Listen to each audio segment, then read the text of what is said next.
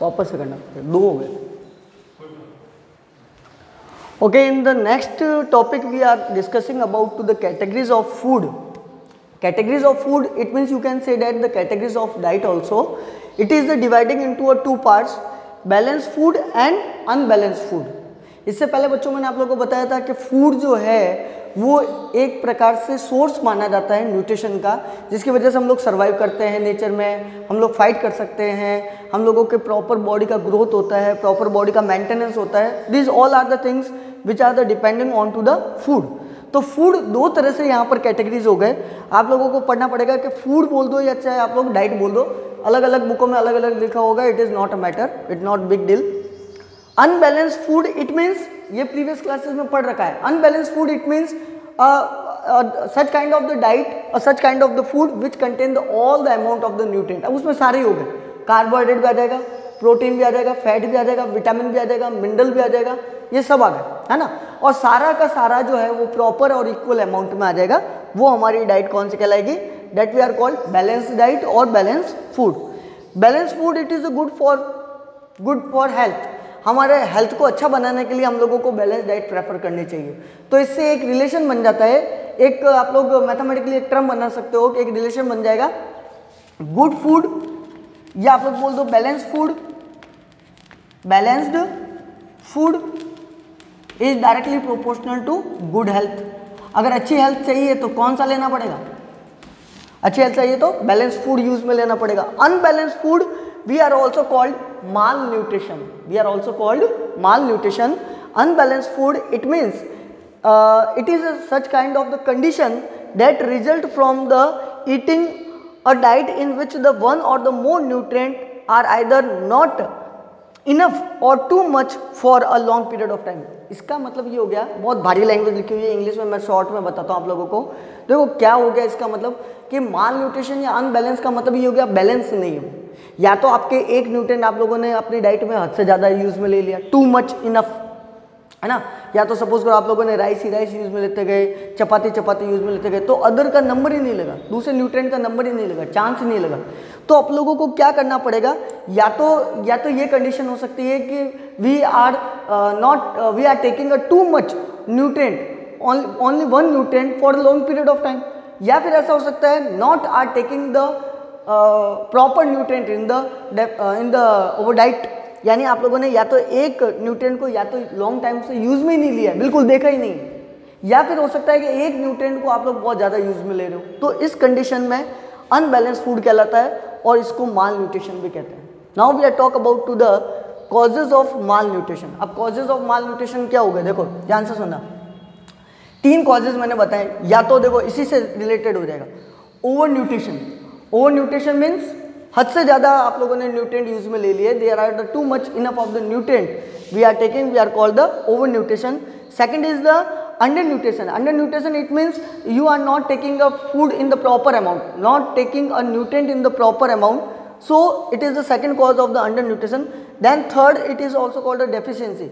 अब कोई को देखो, अपने इंडिया में बहुत सारे गरीब परिवार के बच्चे होते हैं, गरीब फैमिली के भी होते हैं, वो पॉवर्टी की वजह से उनमें क्या हो जाता है, लैक ऑफ न्यूट्रिशन की वजह से उनको प्रॉपरली अमाउंट में डाइट नहीं मिल पाती। सो ये भी एक कॉज रहा है, पॉवर्टी भी एक कॉज है, गरीबी एक कॉज है, ठीक है ना। अब देखो इसके इफेक्ट क्या हो जाएंगे, इफेक्ट क्या हो जाएंगे बच्चों, वो ज़्यादा इंटरेस्टिंग है। इफेक्ट का मतलब ये हो गया कि अगर मान लो माल न्यूट्रिशन से कोई बच्चा सफ़र कर रहा है या कोई भी पर्सन जो है वो माल न्यूट्रिशन का शिकार है, तो उसमें डिजीजेज जल्दी से लग जाएगी, अपनी इम्यूनिटी चली गई, अपना इम्यूनिटी पावर चला गया, आप लोग बीमार जल्दी पड़ जाएंगे, we are getting the diseases. Secondly improper growth, हमारी बॉडी में ग्रोथ नहीं हो पाएगी, हम लोगों की फिजिकल बॉडी जो है वो ग्रोथ नहीं कर पाएगी, है ना। फटीग मीन्स आप लोगों को थकान जल्दी हो जाएगी, लैक ऑफ एनर्जी, हम लोगों में जल्दी से एनर्जी नहीं आ पाएगी। तो एनर्जी नहीं आ पाएगी क्योंकि एनर्जी तो खाने से आती है और अपन लोगों ने खाना यूज़ में ले नहीं रहे, अनबैलेंस ले, है ना। तो खाना जब आएगा नहीं तो हम लोगों में काम करने की ताकत नहीं रहेगी, एनर्जी नहीं रहेगी। Vital organ not proper working, vital organ not proper working means हमारे जो बॉडी के जो एसेंशियल जो इंपॉर्टेंट ऑर्गन होते हैं, जैसे स्टोमक हो गया, लीवर हो गया, किडनी वगैरह हो गया, ये प्रॉपर फंक्शनिंग नहीं कर पाएंगे या इनका वर्किंग में थोड़ी सी कमी आ सकती है ना।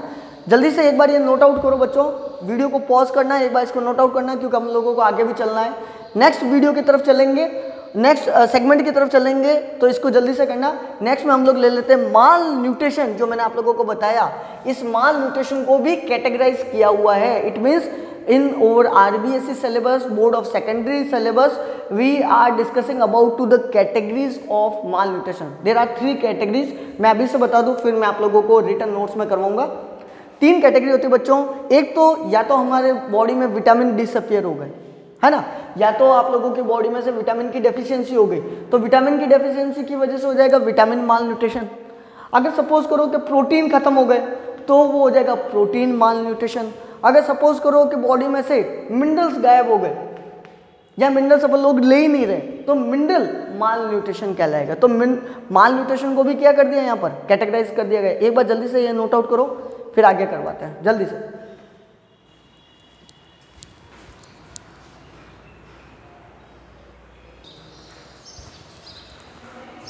ओके बच्चों, जो नेक्स्ट जो अपना टॉपिक जो था वो था categories of malnutrition. Categories of malnutrition मैंने आप लोगों को बताया था, there are the 3 categories of the malnutrition. First of all vitamin malnutrition, second is the protein malnutrition and third is the mineral malnutrition. अगर suppose करो तो मैंने माल न्यूट्रिशन का मीनिंग क्या बताया था आप लोगों को। Malnutrition it means deficiency of one nutrient for a long period of time, otherwise you take too much one nutrient for a long period of time. आप लोगों ने या तो एक न्यूट्रिएंट बहुत लंबे समय तक ले लिया, या एक न्यूट्रिएंट आप लोगों ने लिया ही नहीं, काफ़ी लंबा समय हो गया है, तो यहाँ जो कंसिडर्ड किया गया है वो किया गया है जो अपन लोग यूज़ में नहीं ले रहे हैं। इट मीन्स जो डेफिशिएंसी हो गई है, तो विटामिन आप लोगों ने यूज़ नहीं लिया तो become vitamin malnutrition. Protein आप लोगों ने डाइट में नहीं है तो protein malnutrition. Mineral diet में नहीं है तो मिनरल माल न्यूट्रिशन। सबसे पहले वन बाय वन डिस्कस करेंगे। First of all I will take the vitamin malnutrition. इसको स्टार्ट करने से पहले बच्चों मैं आप लोगों को बता दूं, vitamin it is use for in the minute amount. ये बहुत ही चुटकी भर चाहिए, इसका अमाउंट बहुत ही कम होता है, इसको चुटकी भर ही यूज़ में लेना पड़ता है। आप लोगों ने सुना होगा, देखो जनरली अपन लोग ज़्यादातर जब बीमार पड़ जाते हैं तब हरी सब्जियां वगैरह खाते हैं, बच्चे तो खाते भी नहीं हैं, ठीक है ना। तो हरे पत्ते की सब्जियां हैं, जूस वगैरह है, फ्रूट्स वगैरह कब यूज़ में लिया जाता है, जब अपन लोग बीमार पड़ जाते हैं। तो पहले तो ट्राई ये रहता है कि हम लोग बीमार कब पड़े, है ना।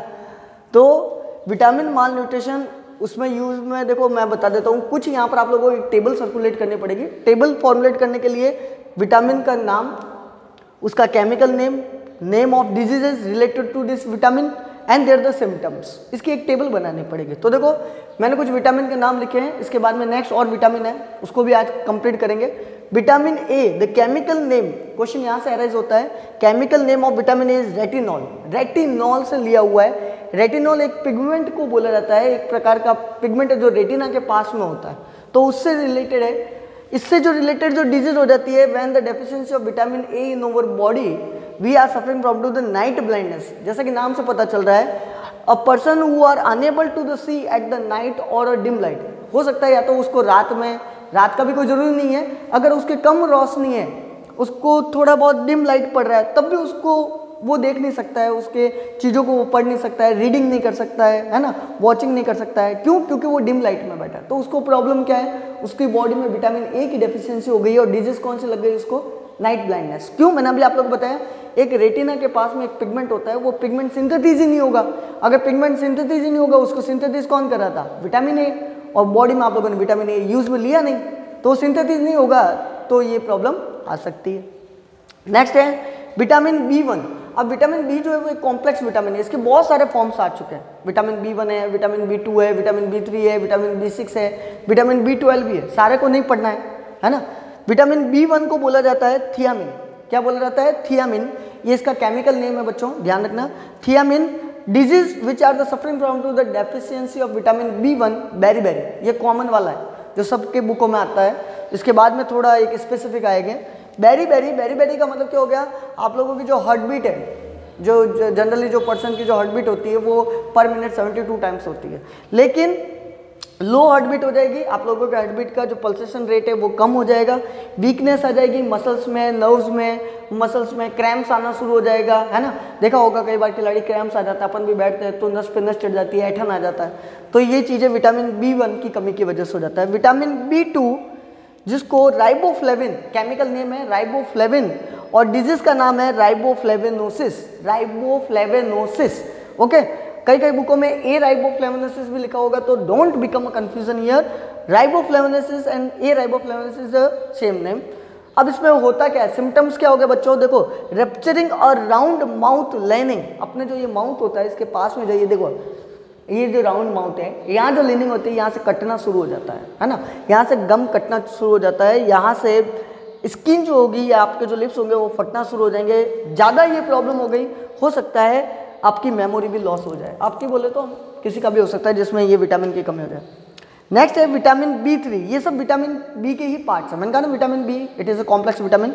Vitamin B3 it is a niacin, chemical name is niacin and the disease is called pellagra, disease is called pellagra which we are suffer from to the deficiency of vitamin B3 in our diet, in our food।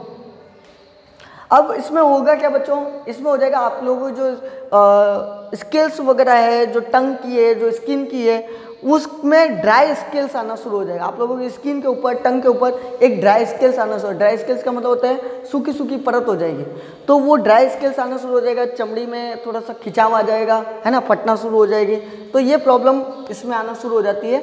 Next segment में हम लोग आगे के vitamin को discuss करेंगे, vitamin C, vitamin D को भी discuss करेंगे, विटामिन ई और विटामिन के को भी नहीं लेंगे हम लोग, ठीक है ना, क्योंकि वो आप लोगों को 9th में पढ़ रखा है। हम लोग विटामिन सी, विटामिन डी को डिस्कस करेंगे अगले, जल्दी से ये इसको नोट आउट करो फटाफट से, फिर आगे चलते हैं।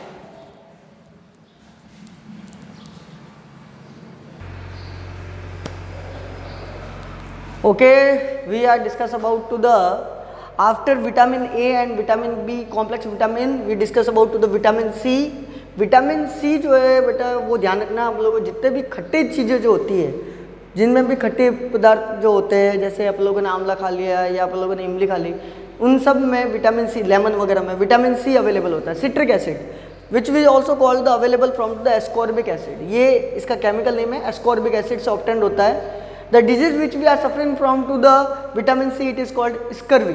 क्या डिजीज हो जाएगी वो, स्कर्वी डिजीज। अब स्कर्वी डिजीज में होता क्या है, bleeding from to the gums, हमारे जो ये मसूड़े होते हैं, दांत के ऊपर जो मसूड़े हैं जहाँ से डेंटेशन फिक्स होता है, अपने दांतों का अरेंजमेंट होता है, यहाँ से ब्लीडिंग होना शुरू हो जाता है, आपके रुधिर या रक्त निकलना शुरू हो जाएगा। Appearance of the spot on the skin, यहाँ व्हाइट व्हाइट स्पॉट हो जाएंगे पूरी बॉडी में, क्यों, खट्टी चीज़ें आप लोग ज़्यादा खा रहे हैं, है ना, और खट्टी चीज़ें नहीं भी खाने की वजह से भी हो जाता है। विटामिन डी, कैल्सीफिरॉल, विटामिन डी का केमिकल नेम क्या है, कैल्सीफिरॉल इज वेरी इंटरेस्टिंग है, वेरी नोइंग है, आप लोगों को मालूम है, पढ़ रखा है। विटामिन डी की वजह से रिकेट्स डिजीज हो जाती है, और विटामिन डी का एक अल्टीमेटली सोर्स होता है, वो होता है सनलाइट। इस सनलाइट की वजह से हम लोगों को विटामिन डी अवेलेबल हो जाता है।